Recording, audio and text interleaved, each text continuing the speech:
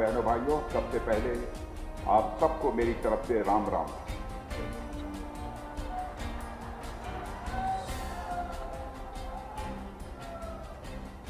जब मेरे सिर पर यह पगड़ी बांधी जा रही थी तो हमारे लोगों ने यह कहा, आवाज क्लियर है ना? आवाज क्लियर है? आवाज क्लियर है? जब मेरे सिर पर यह पगड़ी बांधी जा रही थी तो लोगों ने यह कहा कि साहब गर्मी है। आवाज नहीं सुनाई दे रही है?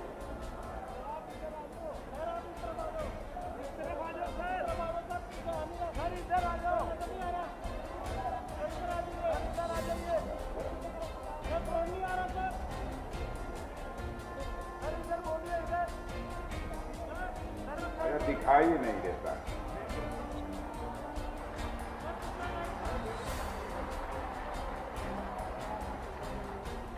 ओहो, अरे चलिए, आंख से न दिखाई होगा, दिखाई देता होगा, मुझे अपने अंतर मन से देखिए।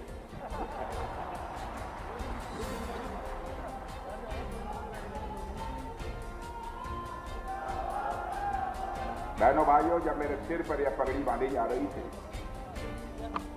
मेरे एक शुभचिंतक ने यह कहा मुझसे, इतनी देर तक यदि यह पगड़ी बांधे रखेंगे तो गर्मी होगी। बहनों भाइयों, चटपट मैंने फैसला किया। हरियाणा में यह पगड़ी बांधी गई है और हरियाणा की आन बान और शान की प्रतीक यह पगड़ी है। गर्मी हो चाहे जो कुछ भी हो जाए, यह पगड़ी अपने सिर से मैं नीचे नहीं उतारूंगा।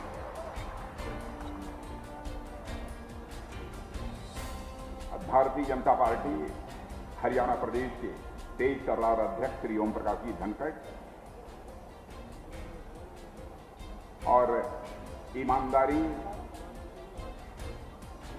और अपनी कार्य कुशलता के लिए माने जाने वाले यहां के यशस्वी मुख्यमंत्री श्री मनोहर लाल जी खट्टर और आपके तेज तर्रार गृह मंत्री और स्वास्थ्य मंत्री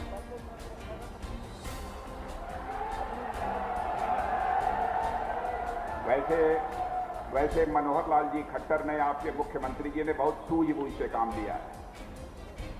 उन्होंने अनिल विज जी को गृह मंत्रालय भी दिया है और स्वास्थ्य मंत्रालय भी दिया है, क्योंकि यदि राज्य की कानून और व्यवस्था को चुस्त दुरुस्त रखना है तो गृह मंत्री ऐसा होना चाहिए जिसका स्वास्थ्य पूरी तरह से चुस्त दुरुस्त हो। इसीलिए गृह मंत्रालय और स्वास्थ्य मंत्रालय दोनों ही इनको दिया है। हमारे यहाँ के संगठन महामंत्री श्री रविंद्र राजू जी, श्री कंवल पाल जी गुर्जर मंत्री और श्री रतन लाल जी कटारिया यहाँ के क्षेत्रीय सांसद, श्री नायक सैनी जी सांसद पुरुषोत्तम, श्री संजय जी भाटिया सांसद करनाल, श्री कृष्णलाल जी पवार सदस्य राज्यसभा, श्री वेदपाल जी एडवोकेट महामंत्री भारतीय जनता पार्टी, श्री मोहन लाल जी महामंत्री भारतीय जनता पार्टी, श्री पवन सैनी और हमारे भारतीय जनता पार्टी के प्रदेश अध्यक्ष श्री सुभाष जी भराला।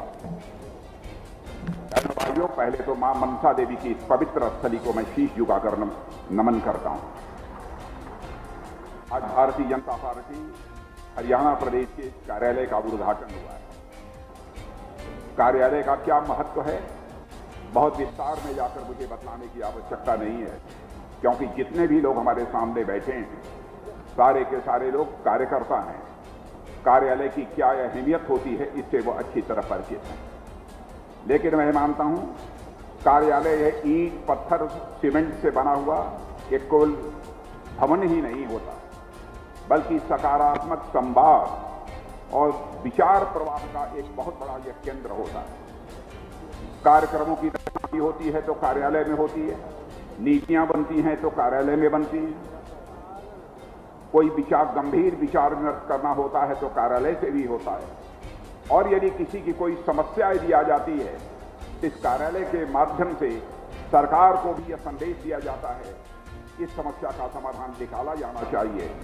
यह महत्व कार्यालय का हुआ करता है। और जैसा हमारे मुख्यमंत्री मनोहर लाल जी खट्टर ने कहा, किसी भी पार्टी को चलाने के लिए कार्यकर्ता चाहिए, उस पार्टी का कार्यक्रम होना चाहिए, उस पार्टी के पास कोष भी होना चाहिए, कुछ पैसे भी होने चाहिए, और उस पार्टी के पास कार्यकर्ता, कार्यालय और कोष और कार्यक्रम, ये 4 प्रमुख चीजें हैं जिनका कि होना आवश्यक है, तभी कोई पार्टी चल सकती है। और मैं यह मानता हूं भारतीय जनता पार्टी, मेरे बहनों भाइयों, हिंदुस्तान में जितनी भी राजनीतिक पार्टियां हैं उनसे सर्वाधिक भिन्न पार्टी है। कोई यह दावा नहीं कर सकता कि भारतीय जनता पार्टी हिंदुस्तान की अन्य राजनीतिक पार्टियों की तरह है। अन्य राजनीतिक पार्टियां राजनीति यदि करती हैं तो केवल सरकार बनाने के लिए करती हैं, लेकिन भारतीय जनता पार्टी हिंदुस्तान की एक ऐसी राजनीतिक पार्टी है जो राजनीति केवल सरकार बनाने के लिए नहीं करती है, बल्कि समाज बनाने के लिए भारतीय जनता पार्टी राजनीति करती है और देश बनाने के लिए भारतीय जनता पार्टी राजनीति करती है। हिंदुस्तान की हम एक अकेली ऐसी पार्टी है जिसकी अपनी एक विचारधारा है, जिसकी एक अपनी आइडियोलॉजी है, जिसने भारत की राजनीति को एक दार्शनिक अवधारणा देने का काम किया है। आप जानते हैं पंडित दीनदयाल जी उपाध्याय ने हमको एक विचारधारा दी है, हमको एक दर्शन दिया है। दर्शन के माध्यम से ही पार्टी के द्वारा समाज में हमें कैसे काम करना चाहिए, इसके लिए हमको दिशा प्राप्त होती है। बहनों भाइयों, बहुत विस्तार में नहीं जाना चाहूंगा क्योंकि विचारधारा पर मैं विचार व्यक्त करूंगा तो लंबा समय लगेगा। बहुत ही संक्षेप में मैं यह बताने की कोशिश करूंगा कि पंडित दीनदयाल जी उपाध्याय ने जो हमको एक दर्शन दिया है जिसे हम दिशा प्राप्त करते हैं, वह दर्शन क्या है? वह दर्शन एकात्म मानववाद का दर्शन है। एकात्म मानववाद का दर्शन क्या है? एकात्म मानववाद का दर्शन ऐसा है कि राजनीति इस रूप में की जानी चाहिए ताकि समाज के रहने वाले हर व्यक्ति को सुख की प्राप्ति हो, हर व्यक्ति को आनंद की प्राप्ति हो, और वह व्यक्ति यदि परमानंद की प्राप्ति करना चाहता है तो उस व्यक्ति को परमानंद की भी प्राप्ति हो। यह विचारधारा पंडित दीनदयाल जी उपाध्याय ने दी। उन्होंने कहा कि हर व्यक्ति 4 चीजों को मिलाकर बना हुआ है। यह हमारे पास शरीर है जिसे हम तन कहते हैं। परमात्मा ने तन के साथ साथ हमको मन दिया है, मन के साथ साथ परमात्मा ने हमको बुद्धि दी है, और बुद्धि के अतिरिक्त चौथी चीज जो परमात्मा ने हमको दी है, हमको आत्मा दी। पंडित दीनदयाल जी उपाध्याय ने कहा कि 4 चीजों को मिलाकर यह मनुष्य बना हुआ है। यदि हम मनुष्य को सुखी बनाना चाहते हैं तो जब तक तन की आवश्यकता, तन की भूख को पूरा नहीं करेंगे, मनुष्य सुखी नहीं होगा। और भले ही तन की आवश्यकता को हम पूरी कर लें, मन की आवश्यकता को पूरी नहीं करेंगे, तब भी कोई व्यक्ति सुखी नहीं होगा। भले ही तन और मन दोनों की आवश्यकता को पूरा कर दें, बुद्धि की भूख को यदि पूरा नहीं करेंगे, उसकी आवश्यकता को पूरा नहीं करेंगे, तब भी कोई व्यक्ति सुखी नहीं होगा।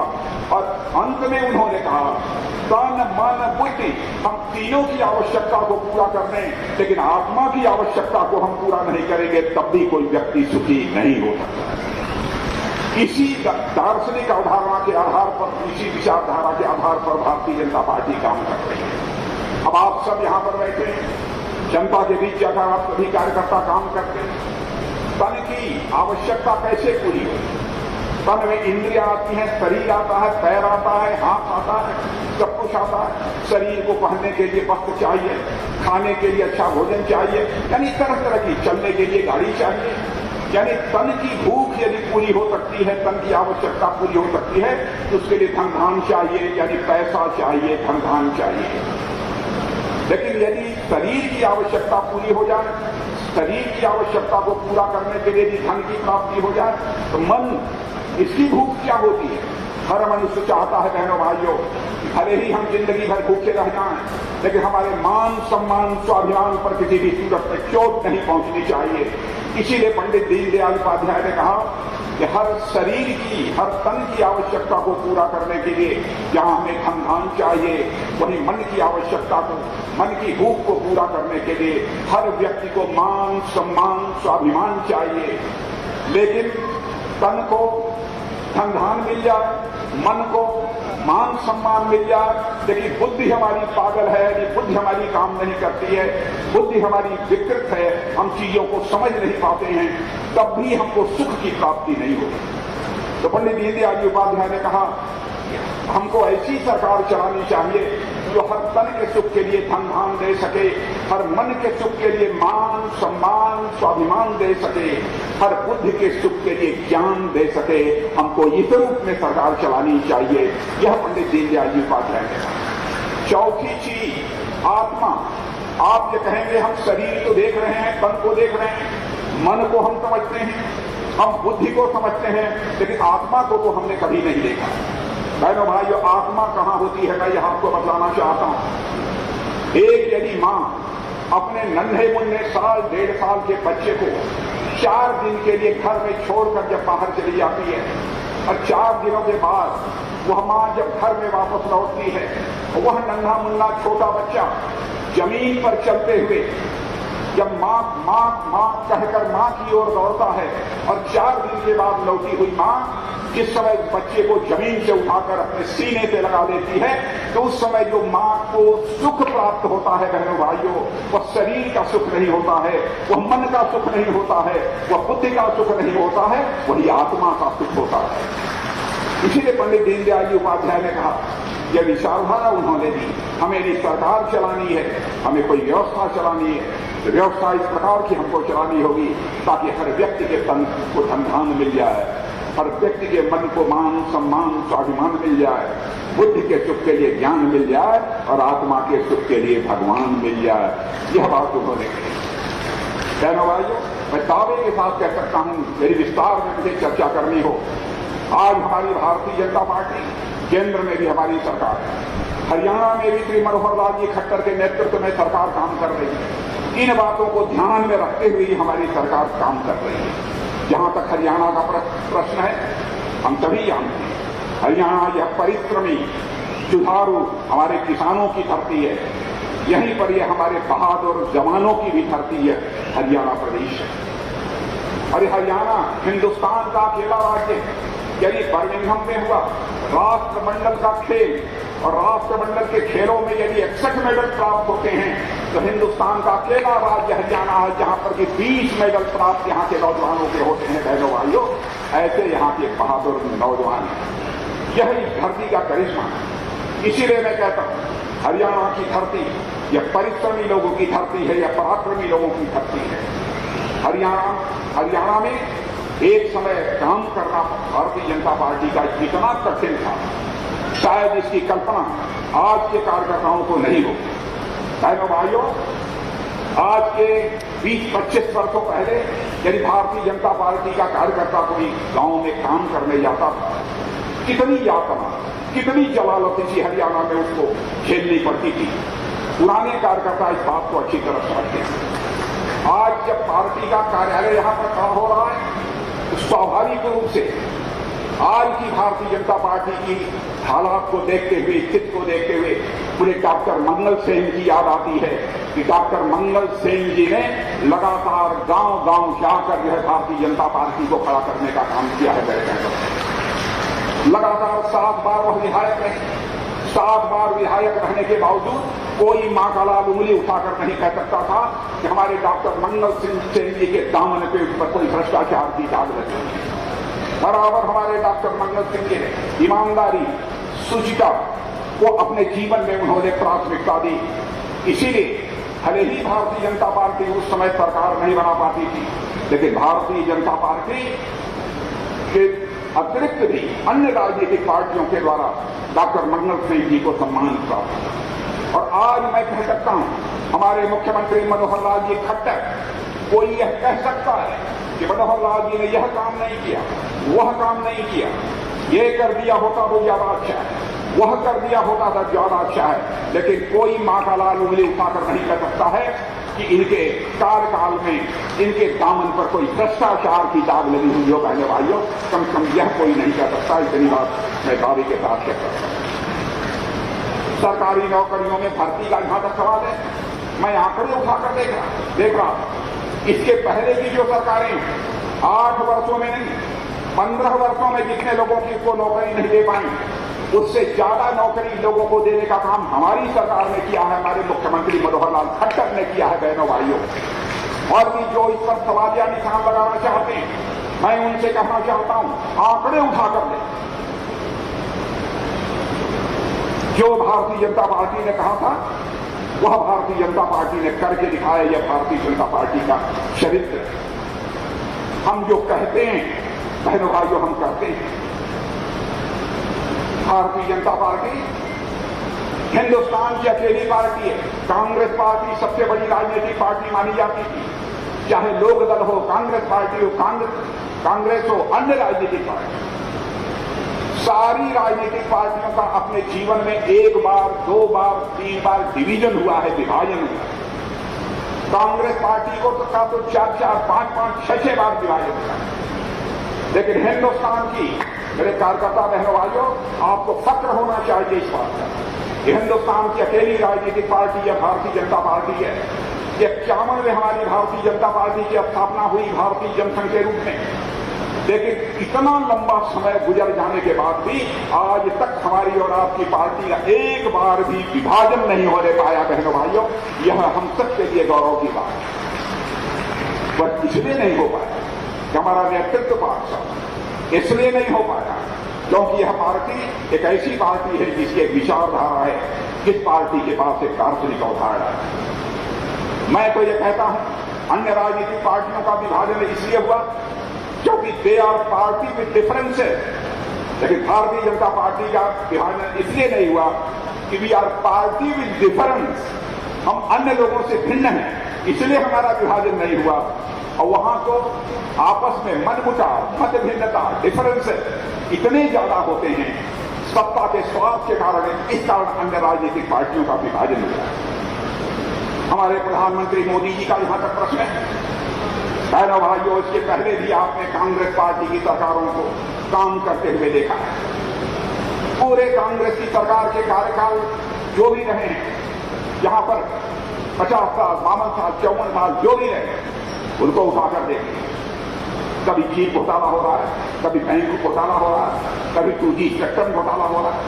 लेकिन 8 वर्ष का समय हो गया, भारत नहीं दुनिया का कोई व्यक्ति उंगली उठाकर नहीं कह सकता कि हमारे प्रधानमंत्री अथवा उनकी सरकार के किसी मंत्री के दामन पर कोई भ्रष्टाचार की दाग नहीं। यह है हमारे भारतीय जनता पार्टी का चित्र। इसलिए भारतीय जनता पार्टी तेजी के साथ बढ़ रही है। कांग्रेस के लोग कहते थे कि भ्रष्टाचार पर अंकुश नहीं लगाया जाए।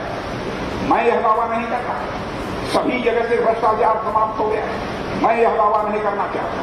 लेकिन जब तक शिखर पर भ्रष्टाचार समाप्त नहीं होगा, तब तक नीचे का भी भ्रष्टाचार समाप्त नहीं हो सकता। जब तक गंगोत्री पवित्र नहीं होगी, तो गंगोत्री से निकलने वाली गंगा भी कभी पवित्र नहीं हो सकती है मेरे बहनों भाइयों। लेकिन आज मैं दावे के साथ कह सकता हूं, शिखर का जो हमारा नेतृत्व हमारे प्रधानमंत्री मोदी जी हों, चाहे हमारे यहाँ के मुख्यमंत्री मनोहर लाल जी खट्टर हों, भ्रष्टाचार का कम से कम कोई माँ का लाल नहीं उठाकर आरोप नहीं लगा सकता। इनकी सरकार के ऊपर भी भ्रष्टाचार का कोई आरोप नहीं लगा सकता। इसीलिए हम कहते हैं कि अन्य राजनीतिक पार्टियों से भिन्न है। मैं राजीव गांधी जी की एक बात आपको याद दिलाना चाहता हूं। मैं राजीव गांधी जी के ऊपर कोई सवालिया निशान नहीं खड़ा करना चाहता। मैं किसी प्रधानमंत्री जो पहले रहे उनके खिलाफ कभी नहीं बोलता हूं। मैं बराबर इस असूल का पालन करता हूं। लेकिन राजीव गांधी जी ने एक बार अपनी लाचारी व्यक्त की थी, बेबसी व्यक्त की थी। उन्होंने कहा क्या करें, हम दिल्ली से 100 पैसा भेजते हैं, लेकिन नीचे पहुंचते पहुंचते लोगों की जेबों में केवल 15 पैसा पहुंच पाता है, 85 पैसा यह भ्रष्टाचार की भेंट चढ़ जाता है। यह राजीव गांधी जी ने कहा। लेकिन देखिए हमारे प्रधानमंत्री मोदी जी का करिश्मा बहनों भाइयों, उन्होंने एक ऐसा सिस्टम बना दिया, डायरेक्ट बेनिफिट ट्रांसफर सिस्टम के माध्यम से कि हमारे जो किसान भाई यहां पर बैठे हैं, 6,000 रुपया दिल्ली के बैंकों से निकलता है तो 6 का 6,000 रुपया आपके बैंक के खाते में पहुंचता है बहनों भाइयों। एक पैसा भी कोई मां का लाल इधर उधर नहीं कर सकता। यानी हम भ्रष्टाचार पर काबू पाना चाहते हैं, केवल भाषण देकर भ्रष्टाचार पर काबू नहीं पाया जा सकता। व्यवस्था में हमको परिवर्तन करना पड़ेगा, और वह व्यवस्था में परिवर्तन की शुरुआत हमारी यह सरकार ने कर दिया है। हमारी सरकार की कोशिश समाज के अंतिम पायदान पर जो व्यक्ति बैठा हुआ है उसका सशक्तिकरण होना चाहिए। हर इंसान यदि सोचेगा कि नहीं हमारा ही सशक्तिकरण होना चाहिए, नहीं, हमको नीचे की तरफ देखना पड़ेगा। भारत को यदि हम ताकतवर भारत बनाना चाहते हैं, तो समाज की अंतिम सीढ़ी पर बैठा हुआ व्यक्ति है, उसका भी ताकतवर बनना आवश्यक है, उसका भी शक्तिशाली बनना आवश्यक है। आज जो कुछ भी हमारे देश में हो रहा है, हमारी सरकार जो कुछ भी कर रही है, उससे आप सभी अच्छी तरह परिचित हैं। कोरोना का संकट है, क्या कभी कोई यह कल्पना कर सकता था? कोरोना के संकट के दौरान भारत के अन्य राज्यों से लोग भाग रहे थे, रोजी रोटी की कमाई का संकट पैदा हो गया था। उस समय हमारे संवेदनशील प्रधानमंत्री ने यह फैसला किया, जब तक यह कोरोना समाप्त नहीं हो जाता, जब तक उनको रोजगार का अवसर प्राप्त नहीं हो जाता, तब तक हम उनके मुफ्त में राशन मुहैया कराएंगे बहनों भाइयों। और आज 80 करोड़ लोगों को मुफ्त राशन मुहैया कराने का काम यदि कोई सरकार कर रही है तो हमारी सरकार है। मैं हरियाणा राज्य को भी बधाई देना चाहता हूं। किसानों की चिंता जिस तरीके से इन्होंने की है, मैं दावे के साथ कह सकता हूं कि हिंदुस्तान के किसी राज्य ने नहीं किया है। मैं मुख्यमंत्री मनोहर लाल जी खट्टर को इसके लिए बधाई देना चाहता हूं। हिंदुस्तान का अकेला राज्य हरियाणा है। भले ही यहां के कुछ लोग कहते होंगे किसानों के लिए कुछ न हुआ हो, कह सकते हैं हमारे विरोधी, लेकिन हिंदुस्तान के किसी राज्यों में 14 फसलों की मिनिमम सपोर्ट प्राइस, न्यूनतम समर्थन मूल्य नहीं दिया जाता है। किया जाता है तो केवल हरियाणा में किया जाता है। और लोग कहते हैं समर्थन मूल्य देने में भ्रष्टाचार होता है, कई राज्यों की शिकायतें रहती हैं, लेकिन 72 घंटे में किसानों का मिनिमम सपोर्ट प्राइस का पैसे का भुगतान होता है। कि हरियाणा राज्य है बहनों भाइयों, जहां पर 72 घंटे में लोगों के पैसे का भुगतान होता है। हमारे प्रधानमंत्री ने वह करिश्मा किया है बहनों भाइयों। 2022-2023 समाप्त होते होते हिंदुस्तान का एक घर भी नहीं होगा जो कच्चा बना, एक घर नहीं ऐसा बचेगा जो कि पक्का न बना। यह हमारे प्रधानमंत्री आज उस काम को किए। क्या कोई ऐसी संवेदनशील सरकार की कभी चिंता की है कि हमारी माताओं बहनों को नित्य क्रिया के लिए बाहर जाने की जरूरत नहीं, घर में शौचालय होना चाहिए? क्या शौचालय बनाने की बात किसी ने सोची? पहली बार हमारी सरकार ने बहनों भाइयों इस काम को किया। आयुष्मान भारत कार्ड के तहत झोपड़ी में रहने वाला भी कोई व्यक्ति क्यों न होगा, गरीब से गरीब कोई व्यक्ति क्यों न होगा, यदि आयुष्मान भारत का कार्ड है तो 5 लाख रुपए तक का उसका मुफ्त इलाज किया जाएगा। दुनिया में मेरे बहनों भाइयों कहीं योजना नहीं है, यह योजना है केवल भारत में। ऐसी ऐसी योजनाएं हमारी सरकार ने चलाई है। बहनों भाइयों, राजनीति में मैं जानता हूं लंबे समय नेताओं ने बहुत सारे वादे लोगों के साथ किए, आंशिक रूप से भी अपने वादों को पूरा कर दिया होता। हमारा भारत आज के 25-30 साल पहले ही दुनिया का एक ताकतवर देश बन गया। लेकिन लोगों की कथनी और करनी में अंतर होने के कारण ही भारत की राजनीति और भारत के नेताओं के प्रति एक विश्वास का संकट गहरा हो गया। भारत की राजनीति में पैदा हुए विश्वास के संकट को भारतीय जनता पार्टी ने चुनौती के रूप में स्वीकार किया है मेरे बहनों भाई। और मैं दावे के साथ कह सकता हूं, जो हम कहते हैं वह करते हैं। मुझे याद है पहली बार 2014 में जब चुनाव हुआ, भारतीय जनता पार्टी का मैं राष्ट्रीय अध्यक्ष था। इस समय हमारा घोषणा पत्र बन रहा था। उस समय प्रधानमंत्री पद के उम्मीदवार हमारे नरेंद्र भाई मोदी थे। उन्होंने कहा, अध्यक्ष जी देख लीजिएगा चुनावी घोषणा पत्र में कहीं कोई ऐसी बात न हो जिसको पूरा न किया जा सके। मैंने समझ लिया कि हमारा प्रधानमंत्री ऐसा है जो इस बात की चिंता कर रहा है कि हमारी कथनी और करने में अंतर नहीं होना चाहिए, इसीलिए वह कह रहा है कि घोषणा पत्र में कोई ऐसी बात नहीं होनी चाहिए जिसे हम पूरा न करें। दूसरी बार जब 2019 में चुनाव बना, उस समय भी मोदी जी ने कहा घोषणा पत्र बनाएगा यदि कोई तो राजनाथ जी ही घोषणा पत्र बनाएंगे। और इस बार भी जब मैं घोषणा पत्र बना रहा था तब भी उन्होंने कहा कि राजनाथ जी ध्यान रखना है हम लोगों को कि कहीं कोई गड़बड़ न हो जाए, कहीं कोई ऐसी बात न हम उसमें लिख दें जिसको हम पूरा ही न कर पाए। इतनी चिंता भारत की राजनीति में विश्वास का संकट किसी भी सूरत में न पैदा हो। मैं 2-3 उदाहरण आपको देना चाहता हूं। हम लोग 1951 से 1951 जब से भारत में हम लोगों ने राजनीतिक यात्रा प्रारंभ की, बराबर कहते आए हैं जम्मू कश्मीर को जो धारा 370 के तहत विशेषाधिकार प्राप्त है, यदि हमारी सरकार बन गई तो चिट्ठी बजाकर हम इस धारा 370 को समाप्त करें। बीच में सरकार बनी, लेकिन बहुमत नहीं था। चाहते हुए भी इस काम को हम नहीं कर पाए। लेकिन बहनों भाइयों, जिस दिन आपने भारत की संसद के दोनों सदनों में हमको बहुमत दे दिया, आपने देखा चुटकी बजाकर हमने धारा 370 को समाप्त कर दिया। और आज जम्मू कश्मीर का वही दर्जा है, जम्मू कश्मीर का वही दर्जा है जो हिंदुस्तान के अन्य राज्यों का दर्जा है। यह काम केवल भारतीय जनता पार्टी कर सकती है। नागरिकता कानून, यानी भारत का जब विभाजन हुआ भारत और पाकिस्तान के रूप में, हमारे जो हिंदू, सिख, ईसाई, पारसी जो पाकिस्तान में रह गए थे, उनका उत्पीड़न हो रहा था। भारत आना चाहते थे, भारत आने की इजाजत नहीं दी जाती थी। बहनों भाइयों, मैं गृह मंत्री था उस समय, उसी समय मैंने वो बिल तैयार कर दिया, लेकिन संसद के दोनों सदनों में बहुमत न होने के कारण वो नहीं पारित हो पाया। लेकिन जब अमित शाह जी गृह मंत्री बने तो उस समय संसद के दोनों सदनों में हमारा बहुमत था, वो कानून पारित।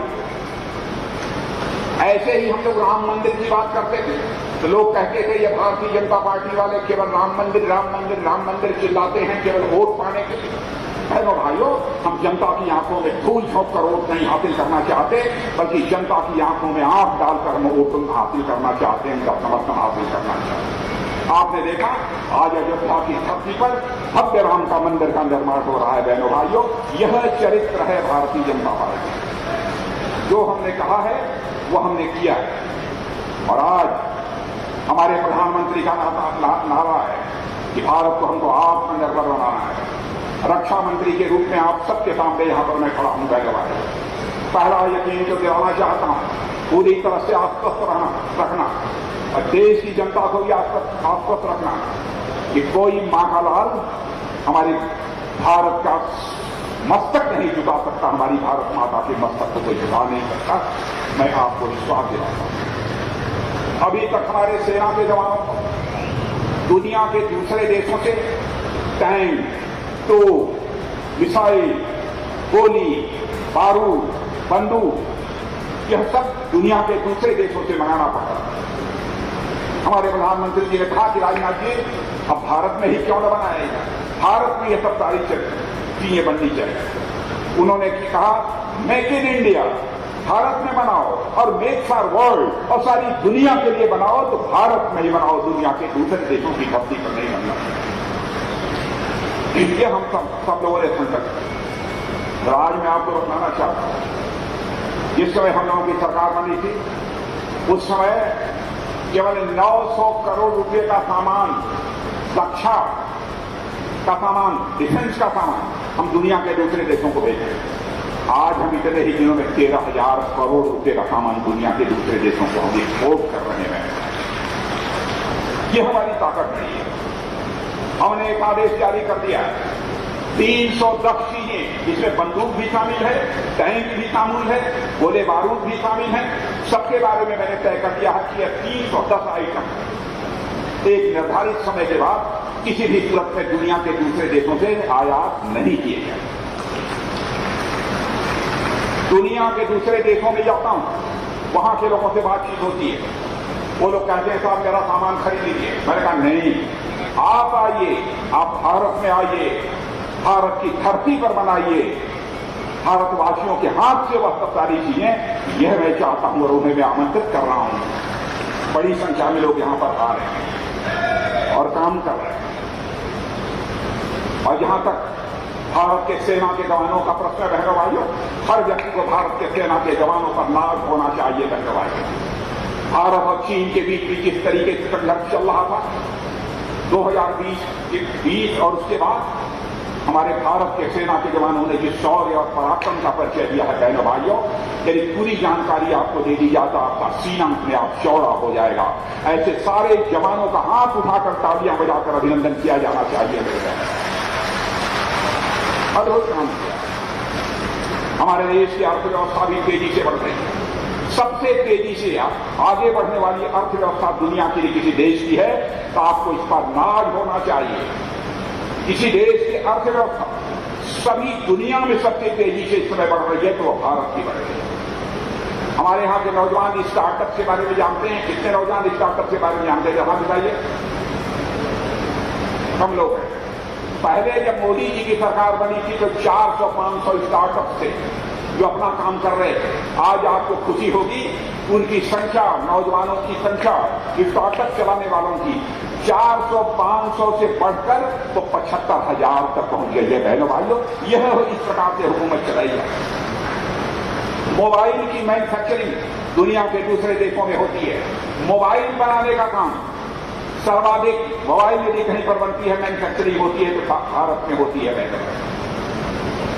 एक नया गवर्नेंस का मॉडल, सरकार चलाने का मॉडल यदि किसी ने दिया है बहनों भाइयों तो हमारी सरकार ने दिया है। यह बात मैं विश्वास के साथ कह सकता हूं। हमारे जो स्टार्टअप चलाने वाले हैं, आपको जानकर यह खुशी होगी, उनमें से 105 ऐसे हैं कि 1 बिलियन यानी 7,000 करोड़ रुपए से ज्यादा की पूंजी उनके पास हो गई है। काम शुरू किया था करोड़, 2 करोड़, 4 करोड़, 6 करोड़। यह है आज भारत की ताकत। भारत तेजी के साथ आगे बढ़ रहा है। लगभग 400 अधिक फॉर्च्यून 500 कंपनियों के दफ्तर भारत में खुल गए हैं। पहले बार सारी दुनिया ही आ रही है, यही काम कर रही है। और मनोहर लाल जी खट्टर मुख्यमंत्री जी को और उनकी पूरी कैबिनेट को मैं बधाई देना चाहता हूं। क्या सॉफ्टवेयर एक्सपोर्ट करने वाला सबसे अग्रणी राज्य यदि कोई है तो आपका यह राज्य हरियाणा है मेरे बहनों भाइयों। इसके लिए मैं आप सबको अपनी तरफ से बधाई देना चाहता हूं। और हमारी यह सरकार, मैं मानता हूं कि यहाँ की ये परिश्रम के परिणाम स्वरूप यहाँ की अर्थव्यवस्था की नई छलांग लगाने के लिए तैयार है। आज जब मैं 20 अगस्त को आप सबके बीच खड़े होकर मैं बोल रहा हूं तो बहनों भाइयों, कांग्रेस ने यह वादा खिलाफी की, इसके मैं दूसरा शब्द प्रयोग नहीं करना चाहता। चौधरी चरण सिंह जी हमारे प्रधानमंत्री हुए थे। प्रधानमंत्री ही कांग्रेस पार्टी ने बनाया चौधरी चरण सिंह को, लेकिन 23 दिन के अंदर ही चौधरी चरण सिंह को प्रधानमंत्री पद से बाहर करने का काम भी यदि किसी ने किया तो कांग्रेस पार्टी ने किया। बहनों भाइयों, यह है कांग्रेस पार्टी का चरित्र। हमको इसको किसी भी सूरत में नहीं बोलना चाहिए। और मैं भारतीय जनता पार्टी के नेताओं के लिए कुछ बातें कहना चाहता हूं। आप सब यहां पर मुझे बताया गया है कि जिला कार्य समिति के लोग भी यहां पर बैठे हैं। कार्यकर्ताओं के साथ अच्छे रिश्ते बनाकर रखने चाहिए। मैं चाहे पार्टी का राष्ट्रीय अध्यक्ष रहा, बड़े से बड़े पद पर रहा, बहनों भाइयों, कार्यकर्ताओं से मैंने कभी अपना रिश्ता नहीं तोड़ा है। कार्यकर्ताओं से अच्छे मधुर संबंध बनाकर रखो। कार्यकर्ताओं के मान सम्मान स्वाभिमान पर किसी भी सूरत में चोट नहीं पहुंचनी चाहिए। आज आप हैं,